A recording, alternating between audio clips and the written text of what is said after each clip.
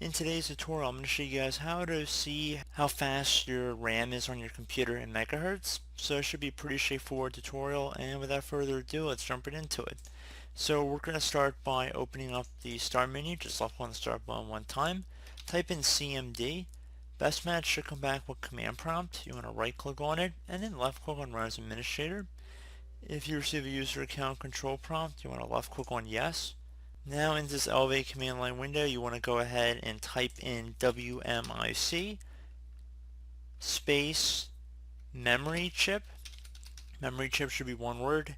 Space get, another space speed. So again, wmic space memory chip space get space speed. Then you want to hit enter on your keyboard one time.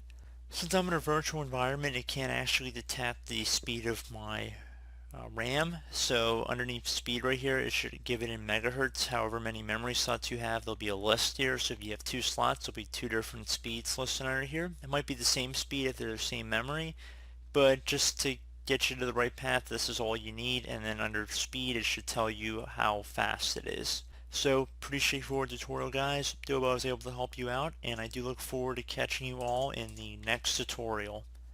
Goodbye.